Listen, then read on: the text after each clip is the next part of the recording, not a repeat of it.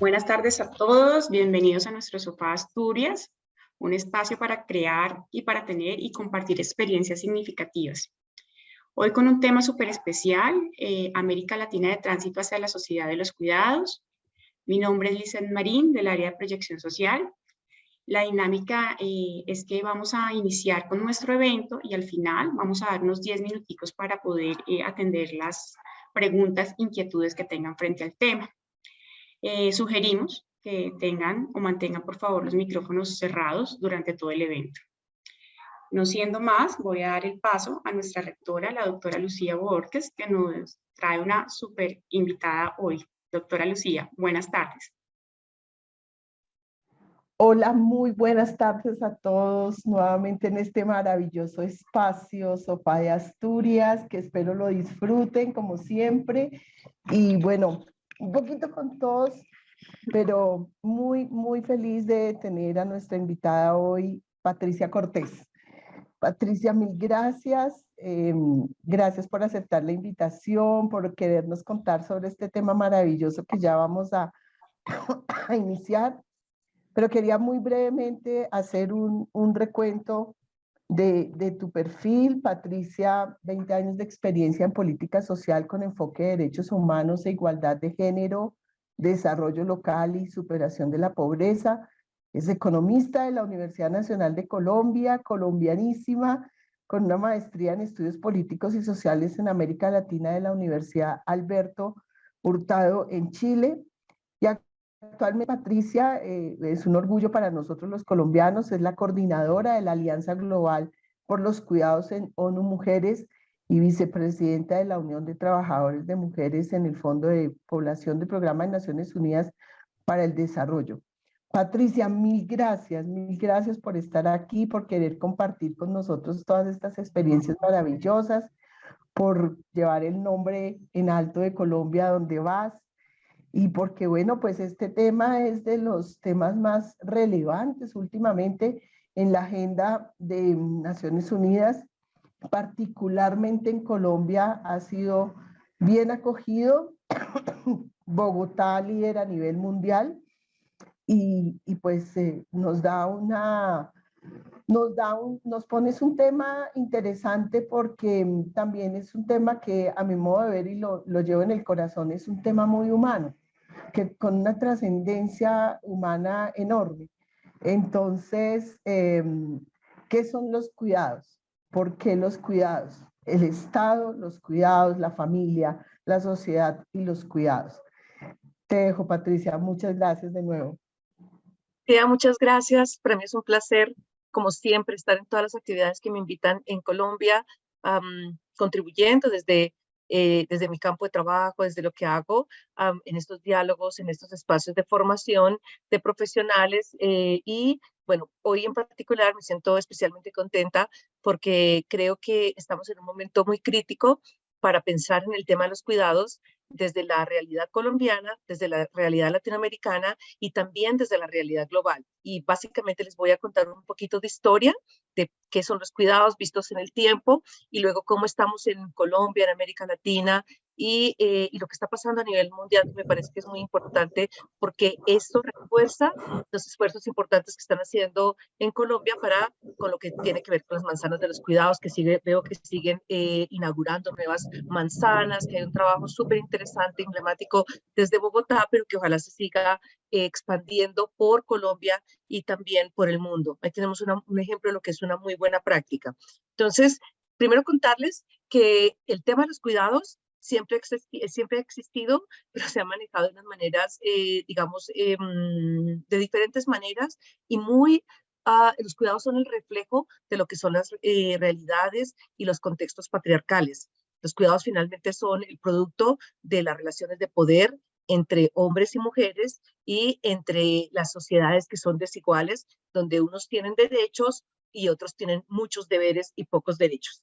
Entonces, el tema de los derechos es algo muy importante y se los voy a recalcar en varias partes de mi exposición, pero voy a empezar por contarles una anécdota. Y es que cuando mi abuelita, yo soy nacida en 1968, o sea que cuando ella estaba quizás, no sé, en los años 40, 50, estaba en Bogotá y ella tuvo la oportunidad de tener unos cursos de formación y de apoyo, pero que tenían que ver con una política de apoyo a las mujeres. Y las clases que ellas tomó era de repostería, y eso era para ir de repostería y de cocina. Y esa era la forma como el Estado le daba a las mujeres mayores elementos para hacer su trabajo. Y su trabajo era esencialmente el trabajo no remunerado de los cuidados. Entonces, ahí vemos que había una política social, había una formación que eventualmente las mujeres podían aprovechar y hacer de pronto algunos negocios aquí o allá, pero la formación era para básicamente aprender a hacer mejor el trabajo que tenían que hacer y que además no se reconocía como trabajo, era como su función social en la sociedad. El hombre trabaja, la mujer mantiene la casa. Había esta división muy vertical de lo que se esperaba como desde la norma social de los hombres y también de lo que se esperaba de las mujeres. De los hombres, lo que se esperaba era que fuera capaz de proveer todo lo que la familia necesitaba, y lo que se esperaba de la mujer era que atendiera a su familia, empezando por su hombre y siguiendo por sus hijos, hacerse cargo del mantenimiento, del cuidado, de la crianza, pero también de las niñas se sacrificaban cuando en eventualidades, cuando habían situaciones, y siguen habiendo situaciones donde la mamá, cabeza de hogar, por algún motivo no había podido tener una pareja, un hombre. En el momento la familia se entendía como hombre, mujer y papá, mamá, hijos. Cuando el hombre no estaba y la mujer era considerada cabeza de familia y tenía que trabajar, a las niñas se sacrificaban, sobre todo las niñas mayores, porque alguien tenía que hacerse cargo de los hijos chiquitos, y también si había alguna persona con discapacidad o de los abuelitos. A las abuelitas también se les sacrificaba para que ellas, que habían trabajado toda su vida, llegaba el momento en que ya estaban básicamente dependiendo de sus hijas o de sus hijos y tenían que aportar a la casa a través de su cuidado. ¿Y qué es el cuidado? El cuidado es hacer que la vida funcione. El cuidado es mantener a los niños, el cuidado es hacerse cargo de que crezcan sanos, que tengan valores, que tengan, que vayan a sus escuelas, que tengan todo lo que necesitan para poder desarrollar su potencial. Que las personas con discapacidad tengan todos los apoyos y todos los servicios a su alrededor para que puedan vivir una vida plena en disfrute de sus derechos humanos, y que además puedan, ojalá, tener el mayor grado de autonomía posible dentro de sus condiciones y vivir una vida lo más normalizada posible. Y también hablamos de cuidados cuando se habla de la tercera edad, cuando empiezan las personas de la tercera edad a tener ya limitaciones, que hay que cuidarlos, que para que no se enfermen, para que tengan alimento, para que tengan sustento. Y ahí hay una situación bien crítica, y es que las mamás que han estado toda la vida cuidando, que no se les ha reconocido como trabajadoras y por tanto no tienen un piso de seguridad social, no tienen una pensión, no tienen un ahorro porque nunca tuvieron autonomía económica, llegan a la tercera edad y son las pobres dentro de los pobres. Entonces pasan a depender muchísimo de su familia, de familias que las quieran acoger, o del Estado, pero en situaciones de precariedad y de mucho abandono. Así que esa es una de las grandes deudas que tenemos nosotros con la historia, y especialmente con las mujeres, y ahora, y sobre todo con las mujeres viejas, las que se fueron y las que venimos detrás. Ahora la sociedad está caminando hacia el envejecimiento. En el año 2050, el gran grupo poblacional va a ser las personas de la tercera edad, y dentro de esas personas la pobreza va a ser muy grande, y las mujeres van a tener la mayor participación dentro de esos rangos de pobreza. Entonces, como sociedad, nosotros nos tenemos que preparar para pensar anticipadamente cómo vamos a hacer para poder responder a esa demanda creciente de cuidados desde la tercera edad, pero además cómo hacemos para fomentar la solidaridad intergeneracional para que los y las jóvenes contribuyan a la economía, para que la seguridad social funcione, y para que las abuelitas tengan unas condiciones de dignidad que les permitan vivir sus años de la mejor manera posible después de una vida de trabajo, de sacrificio y bueno, de mucha privación de lo que sabemos. Entonces, con esa definición, nosotros, y esa definición no ha cambiado, siempre ha sido así. Y uno diría, ¿qué más importante? Si el trabajo de los cuidados es tan importante, ¿por qué no se reconoce? ¿Por qué estamos hablando de los cuidados en este momento y no hablamos de los cuidados hace años? Porque en los años de mi abuelita se hablaba de los cuidados para decirle a la mamá, aprenda a cuidar a sus hijos o aprenda a cuidar a su marido. Y hoy en día, ¿por qué ha cambiado? ¿Qué es el cambio? Bueno, les voy a contar un poco de eso. Entonces, primero que todo, hay que decir que el tema de los cuidados ha sido una demanda feminista de larga data. Siempre hemos sabido que dentro de las relaciones de poder, uno de los grandes, ¿cómo se dice eso? Uno de los grandes, quizás espejos de lo que son las relaciones de poder son exactamente los cuidados. Y lo que les decía, el hombre provee, la mujer cuida, pero la mujer cuida significa la mujer no tiene autonomía económica, la mujer no tiene derechos, la mujer no tiene garantías, pero además la mujer puede ser víctima de la violencia porque el hombre provee, porque depende económicamente, depende financieramente y depende además ante la sociedad de un hombre, del jefe de familia. Las mujeres hasta los años 60, 70, 80 no podían ni siquiera tener propiedad a su nombre porque tenían que tener el aval de su marido, se esperaba que se firmaran las propiedades con sus maridos o una cuenta bancaria, tampoco podían tener una cuenta bancaria. ¿Por qué? Porque no necesitaba, para eso tenía el marido. Entonces, el tema de los cuidados ha sido como el gran derrotero de la igualdad de género. Seguimos teniendo una sociedad donde las mujeres trabajan. Antes del COVID se decía que las mujeres dedicaban a los cuidados 3 veces más que los hombres. A pesar de estar estudiando, a pesar de estar trabajando, a pesar de tener niveles de escolaridad incluso superiores que los hombres. Sin embargo, el tema de los cuidados seguía siendo la carga. Entonces, ¿qué pasó? Vino el COVID y el tema, la demanda por los cuidados se incrementó, pero además cambió de cara. Todo se revolucionó, porque quienes teníamos nanas que se hacían cargo de los hijos, pues ya no podían porque estábamos todos en el aislamiento. Entonces ellas tenían que hacerse cargo de su casa, de sus familias, al interior de sus hogares. Las mamás que trabajábamos, tenían que hacerse cargo de las dinámicas de cuidado de sus hogares, porque tradicionalmente ha sido el rol de las mujeres.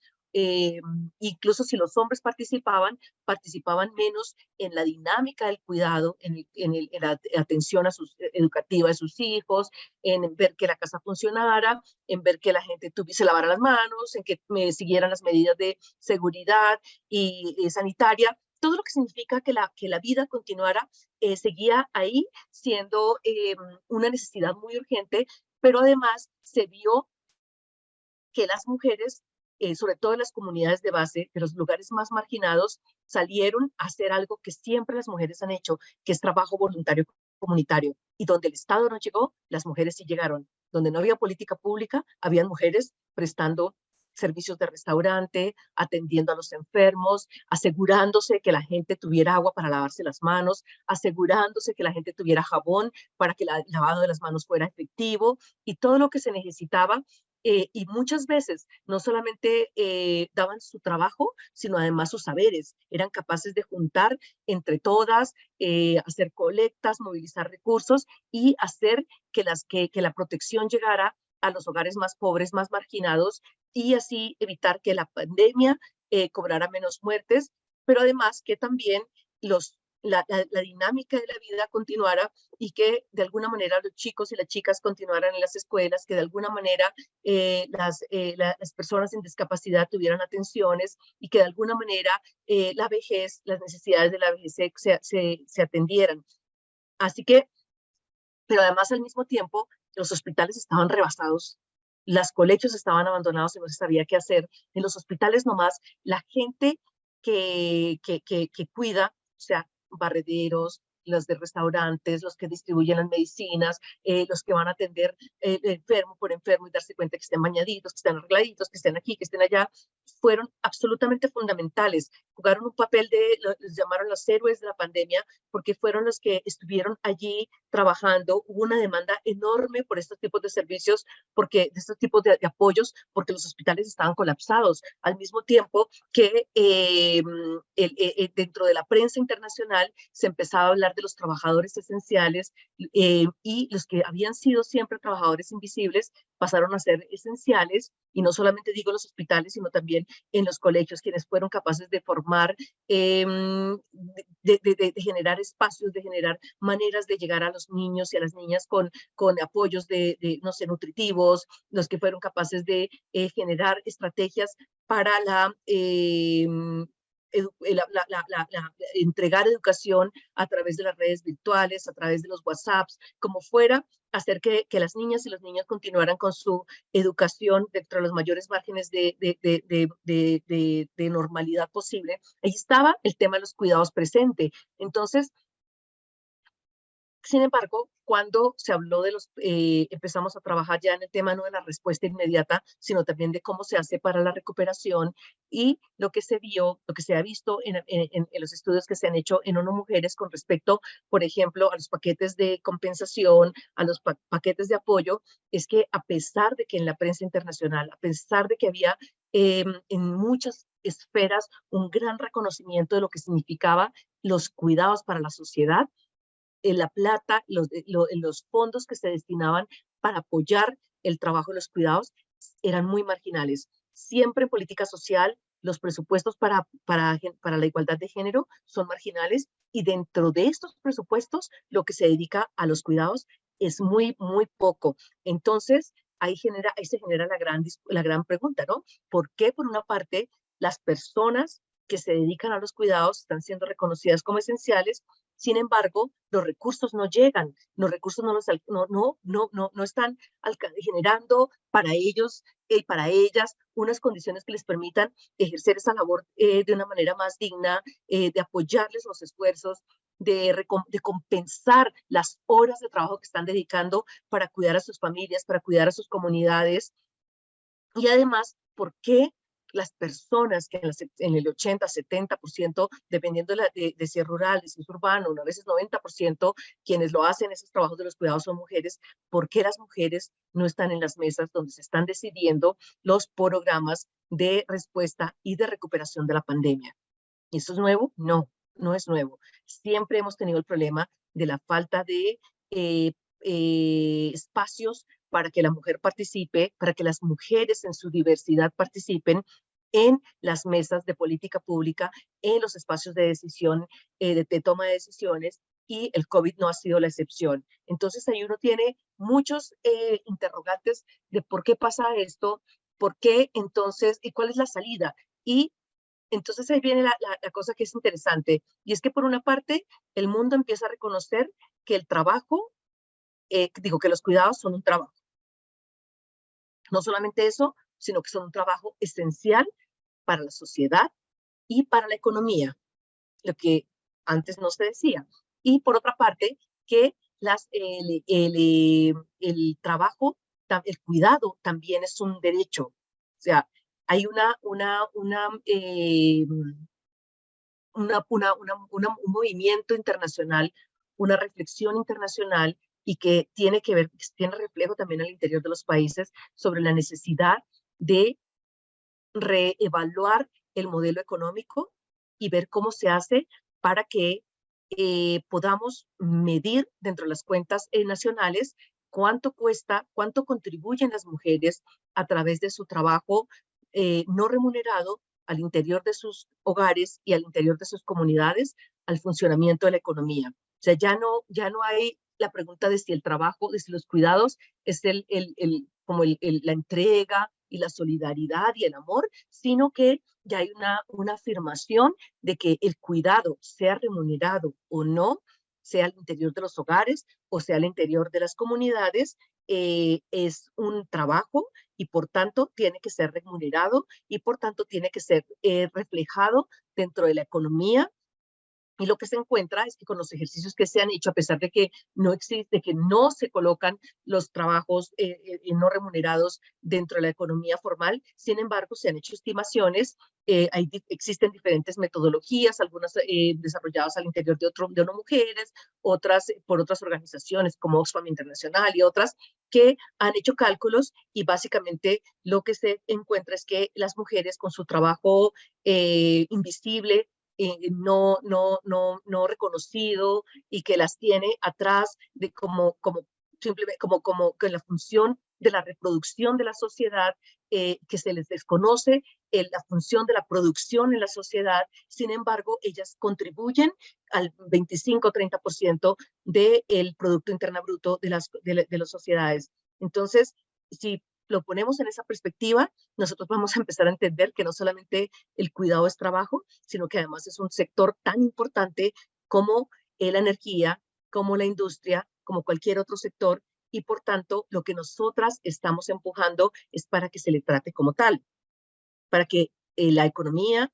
de los cuidados sea parte de la economía formal, y para que dentro de la macroeconomía se tenga en cuenta lo que significa el sector de los trabajos, para que cuando se tomen decisiones de inversión en política pública se entienda que los cuidados no es una cuestión de prestar servicios para unos beneficiarios, sean niños, niñas, sean personas con discapacidad o sean abuelitos, sino que es una inversión que se hace para que la economía funcione, para que la sociedad funcione. Y hay una parte muy interesante también, y es que se ha relacionado el tema de los cuidados con el medio ambiente. Y ahí también hay un rol de liderazgo que siempre han tenido las mujeres y que es muy desconocido, y es que es la sustentabilidad de la vida.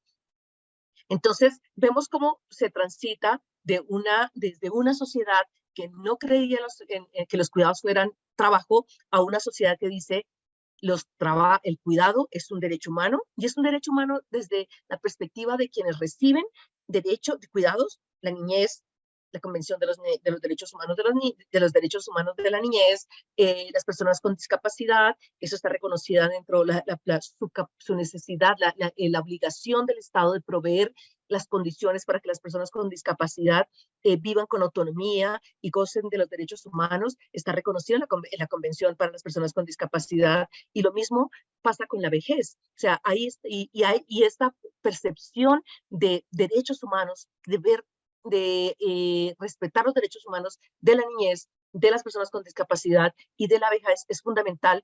¿Por qué? Porque eso le genera a los estados una obligación con los estándares internacionales que se establecen a través de las diferentes convenciones e instrumentos internacionales, pero también empodera al Estado para que el Estado demande de todas las organizaciones privadas, semiprivadas o incluso comunitarias, estándares de calidad, para que a través de esos estándares de calidad y a través de las regulaciones, realmente el Estado pueda asegurar que todas las personas que requieren cuidados reciban lo mejor de su sociedad, de su país, para el cual pagan impuestos, en el cual viven y para el cual contribuyen. Pero al mismo tiempo viene la otra cara de la moneda, que es las condiciones de lo que se llama, lo que la OIT llama la Agenda del Trabajo Decente, que es un trabajo para que todo esto funcione, para que los servicios estén y la infraestructura esté a la altura de las necesidades de cuidados, tenemos que también tener contrataciones formales de cuidadoras, cuidadores, que tengan salarios justos, que tengan salarios iguales por igual trabajo, sean hombres o sean mujeres, que tengan además un piso de protección social que les permita además hacer un colchoncito de seguridad para cuando seamos viejitas, seamos viejitos, y además que tengan la posibilidad de hacer uniones, de hacer sindicatos y organizaciones sociales que les representen frente al Estado, frente al sector privado, frente a la sociedad en general. O sea que pasamos a hablar de un movimiento de sociedad civil que tiene derechos, que demanda derechos y que exige del Estado la rendición de cuentas frente a sus compromisos tanto con sus votantes, como su electorado, como con los compromisos internacionales que el Estado ha asumido durante diferentes partes, incluidas la Plataforma de Acción de Beijing, que fue el documento que nació de la Cuarta Conferencia Mundial en Beijing, China, en 1995, o la Convención para la Eliminación de la Discriminación contra la Mujer, que también que es nuestra Carta Magna de los derechos fundamentales de la mujer, de las mujeres. Entonces, bueno, cuando nosotros hablamos de una sociedad de cuidados, que es, digamos, lo que les quería decir ahora, que yo creo que ya estamos acercándonos a mi momento de terminar, es que justamente empiezan a surgir, y en esto me da mucha satisfacción contarles, en América Latina, en Uruguay, Costa Rica, ahora en Colombia, en México, muchas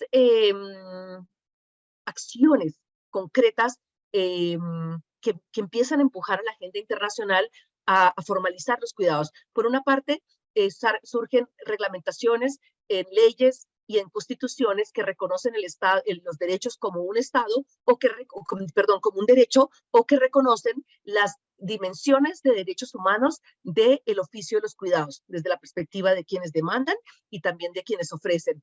También empiezan modelos de gobernanza, modelos de funcionamiento, que se llaman, por ejemplo, en América Latina los llamamos los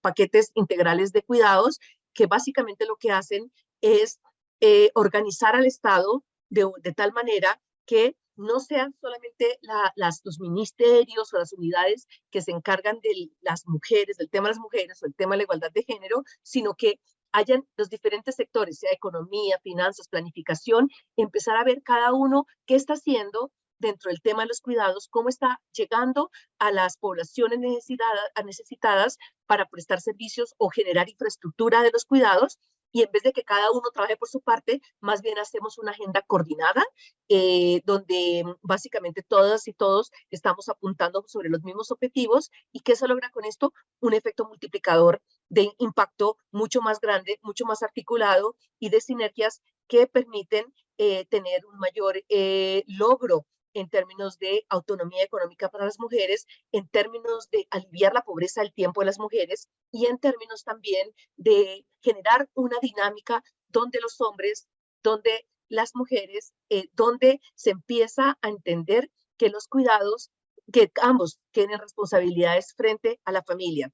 Y esto entonces también es una cosa interesante, que se desfamiliariza con este concepto de los paquetes integrales de cuidados, se desfamiliariza el tema de los cuidados, ya no son el tema del hogar, ya no son el tema de los hombres y las mujeres, las parejas, ellos verán cómo lo hacen, sino que los arreglos para los cuidados pasan a ser una corresponsabilidad social más allá de la familia, con el Estado como su garante principal, con el sector privado, que respondiendo a las regulaciones y a los estándares que le exige el Estado, presta servicios, genera infraestructura, invierte en apoyos dentro de sus organizaciones mismas, por ejemplo, con los arreglos flexibles del trabajo para que las personas que tengan hijos puedan atender en diferentes horarios, con las salas de lactancia, con las escuelitas de maternidad para que los niños y las niñas puedan ser atendidas mientras que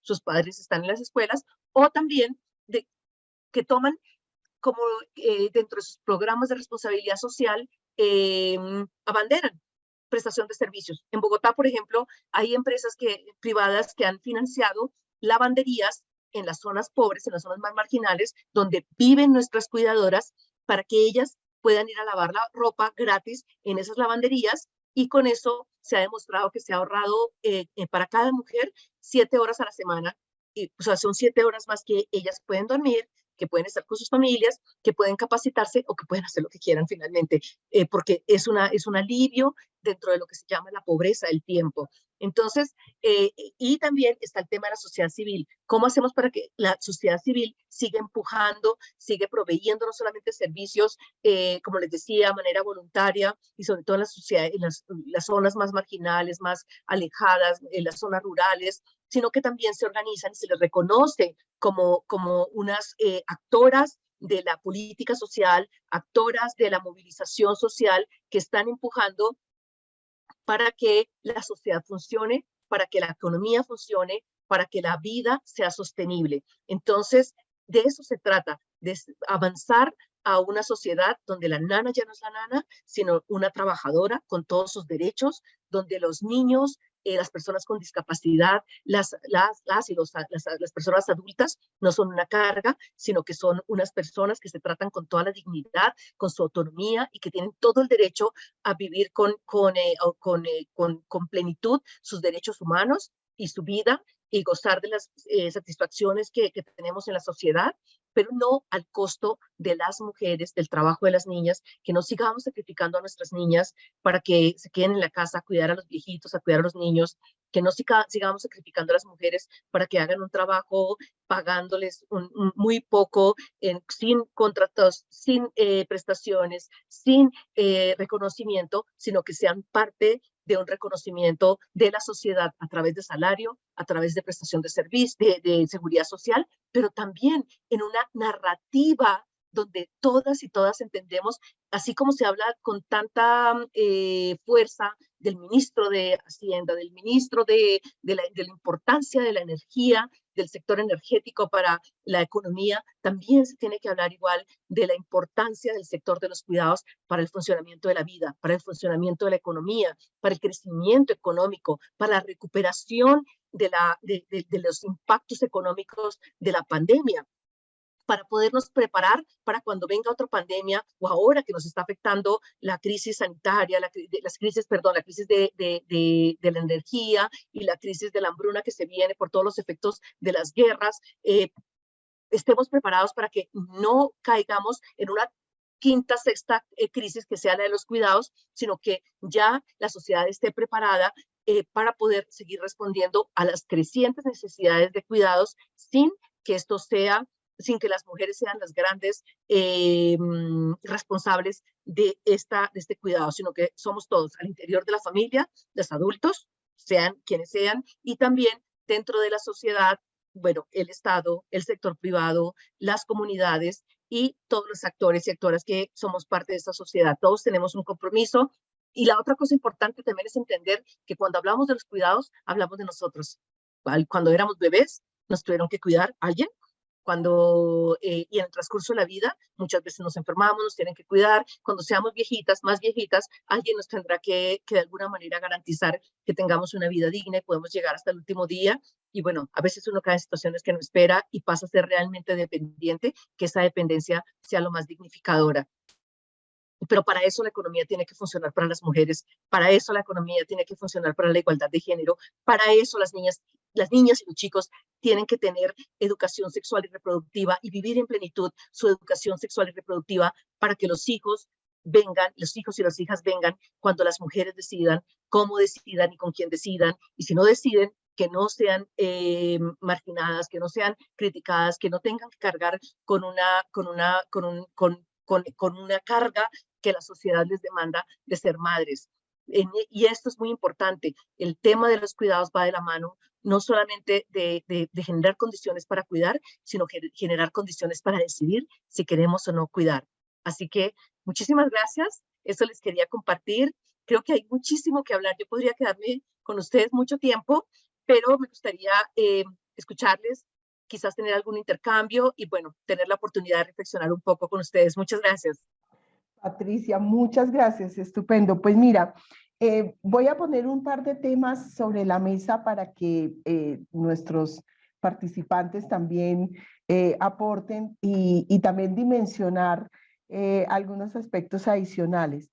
Lo primero, es importante tener en cuenta que en Colombia avanzamos normativamente con la ley expedida por el Congreso, la 1413 del 2010, en donde por primera vez se incluye la economía del cuidado en el sistema de cuentas nacionales del país.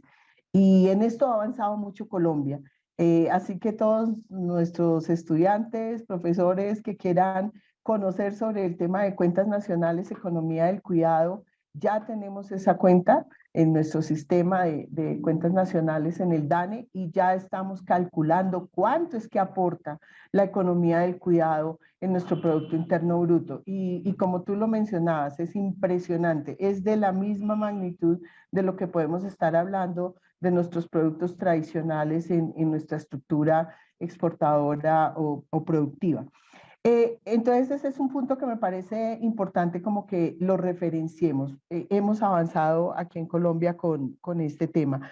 Un segundo punto que tiene que ver con ya aspectos más cualitativos de este proceso de entender la economía del cuidado, los sistemas de cuidado, y es esa simetría entre el cuidado y el autocuidado. Ahí hay un tema enorme que explorar, que analizar, y sobre todo desde la perspectiva de género, porque somos cuidadoras, cuidamos, pero no nos autocuidamos. Y ese es un tema que hay que trabajarlo en los diferentes aspectos, porque no puede haber esa simetría. Justamente parte de la calidad de vida y la mejora de las condiciones de calidad de vida de las mujeres o de quienes cuidan es que haya un equilibrio entre el cuidado y el autocuidado. Otro aspecto que me parece importante resaltar de lo que mencionabas es esa redistribución del cuidado al interior de los hogares, no solamente entre el hombre y la mujer, sino también intergeneracional. Ahí hay unos retos importantes con dimensiones desde el punto de vista conceptuales hoy de los jóvenes, de nuestras abuelas, de nosotros mismos que estamos en el camino, sobre ese concepto de la redistribución del cuidado al interior del hogar, que está asociado, y por último, y ahí dejo, está asociado a un tema súper interesante desde el punto de vista filosófico, sociológico, psicológico, y es las emociones asociadas al cuidado. El cuidado tiene muchas emociones. Tiene la emoción de la alegría, la tristeza, la furia, el orgullo, la culpa, la ira. Y entonces, teniendo en cuenta como esas emociones, todo lo que implica desde el punto de vista de llegar a acuerdos dentro del hogar, de llegar a esos ejercicios de reconocimiento del cuidado, de la redistribución del cuidado y de cómo reducimos el cuidado para unos actores más que para otros, trabajar el tema de las emociones alrededor del cuidado es bien retador e interesante. Yo dejo por ahí para ver si alguien quiere contribuir o preguntar. Olga tiene la mano levantada. Lisette, si le permites. Hola, buenas noches, ¿cómo están? Bueno, a mí me parece bien, gracias. A mí me parece muy interesante el tema, pero también abordarlo de manera correcta. Yo pienso que del lado de todo lo que es el tema del cuidado, se puede trabajar con toda la política ya existente de prevención. Pienso que jugaría un papel fundamental adicional a eso. Usted hablaba de que en Colombia ya el DANE cuenta con eso y yo quería aportar, ya vemos que digamos, instituciones como Confama en la ciudad de Medellín viene trabajando hace más de 5 años con el tema de cuidadores que piden en el exterior con todas las prestaciones y se ha empezado a implementar la carrera de cuidadores en Colombia.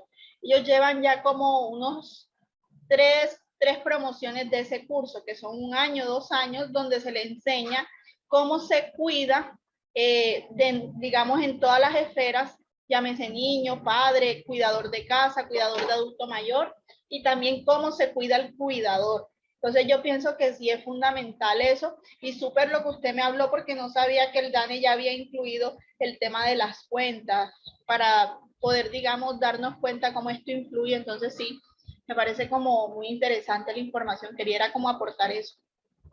Gracias, Olga. Sí, es muy importante porque en eso normativamente Colombia ha avanzado.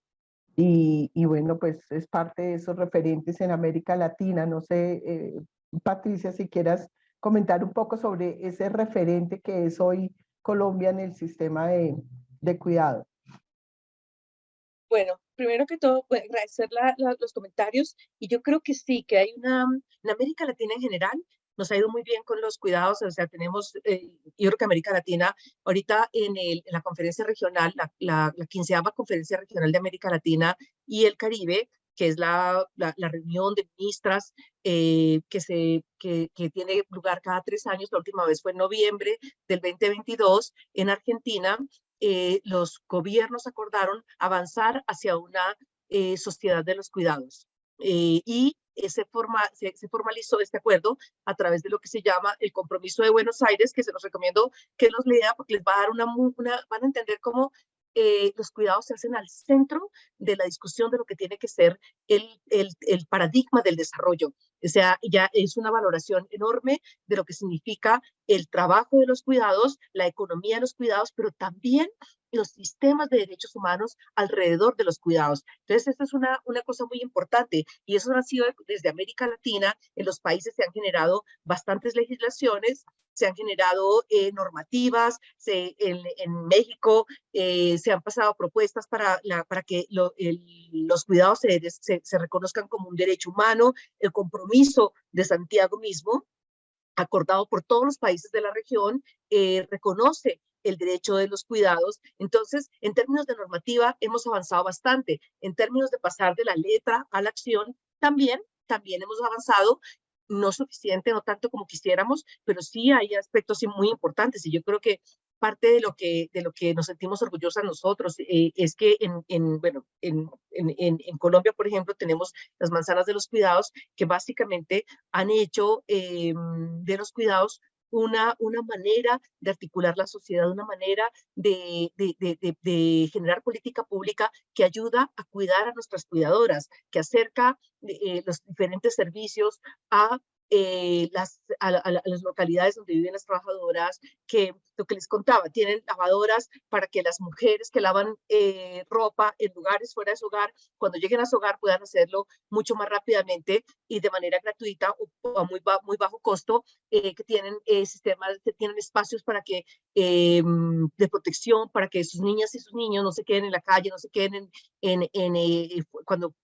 después de la jornada laboral, tengan quien los cuide de una manera que les refuercen los apoyos educativos, que les refuercen la alimentación y que también les den esparcimiento para que tengan un derecho a una niñez y no como pasaba antes, que a los niñitos de las personas pobres los dejaban encerrados con candado todo el día a esperar a que sus mamás tradicionalmente llegaran. Entonces, sí hay avances importantes, sin embargo, todavía las mujeres siguen siendo la mayoría de las que prestan los cuidados. Las mujeres, además, que prestan cuidados, siguen siendo trabajadoras, en la mayoría de manera informal y si no con salarios muy bajos.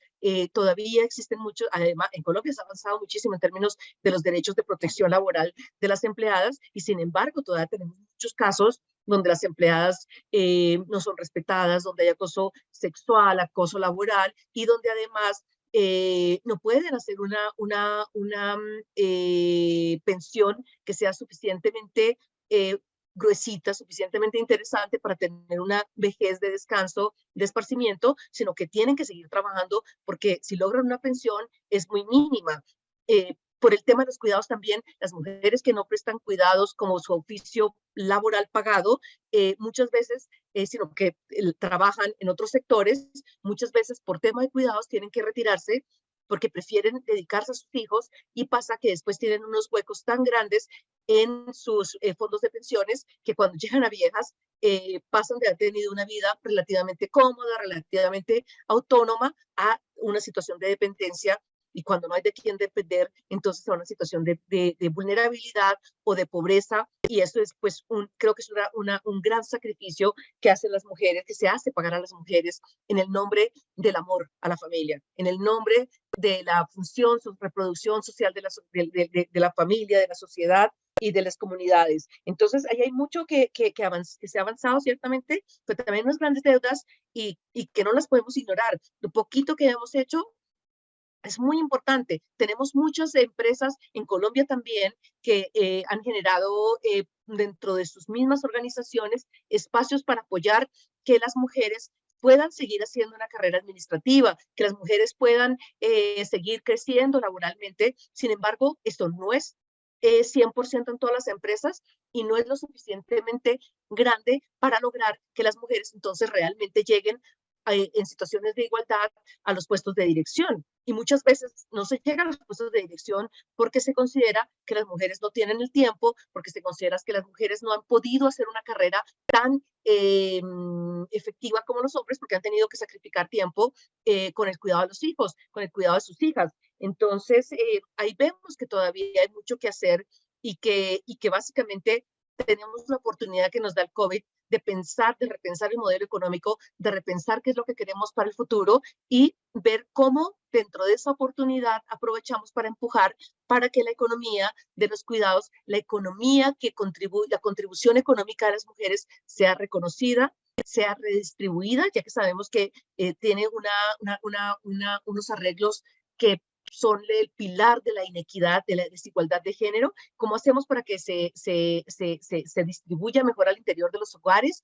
Pero además, ¿cómo hacemos para que se desfamiliarice? Que no sea la obligación de las mujeres, ni sea el tema de las familias, sino que sea el tema de la sociedad. ¿Cómo como sociedad asumimos las obligaciones que se tienen frente a los cuidados para que los cuidados funcionen y para que la economía y la sociedad funcione para las mujeres y para la igualdad de género? Entonces, yo creo que es muy importante que lo recalquemos. El tema de las emociones es muy importante, decía Lucía, pero el tema es que las emociones van de la mano con los estereotipos. Y en los estereotipos, y todavía yo hice un estudio que lo publicamos en Naciones Unidas hace nada, que tiene que ver sobre el tema de las percepciones, y todavía en esos estudios preguntábamos, por ejemplo, ¿es normal que, digamos, los niños pierden si la mamá trabaja? La mayoría de la gente decía sí, los niños pierden si el papá trabaja. La respuesta, aunque decían que sí, la brecha entre los dos era enorme. En términos de cuando estábamos en el COVID, una pregunta era, cuando hay en situaciones de dificultad, ¿es normal que prioricemos a los hombres para darles oportunidades de empleo? Y abrumantemente la gente decía que sí. O sea, seguimos pensando que, claro, como estamos en dificultad, mandemos a que los hombres trabajen y que las mujeres se queden en la casa haciéndose cargo. Millones de mujeres perdieron el trabajo, incluido en América Latina, pero en el mundo, y resulta que con la reactivación, con los esfuerzos que han hecho los gobiernos para volver a la vida normal, no hemos llegado al nivel de la misma participación laboral antes del COVID, y no se ve que en el corto plazo esto se vaya a resolver. Entonces tenemos muchas deudas pendientes, todavía hay mucho camino que avanzar. Ahora, solamente para cerrar, ya les cuento rápidamente, en Naciones Unidas el tema de los cuidados también se está tomando con mucha seriedad. Nosotros tenemos la Alianza Global por los Cuidados, que estamos trabajando justamente para promover que hayan medidas transformadoras, o sea, que hayan leyes, que hayan programas, políticas, que hayan estos programas integrales de atención de cuidados y cuidadoras, que podamos realmente cambiar la dinámica, romper los estereotipos, romper las normas sociales que siguen familiarizando y haciendo que el tema de los cuidados sea el tema de las mujeres, y más bien avanzando hacia esa sociedad donde los cuidados están en el centro, donde se valoran y que son parte de las soluciones para los desafíos que presentamos como sociedad.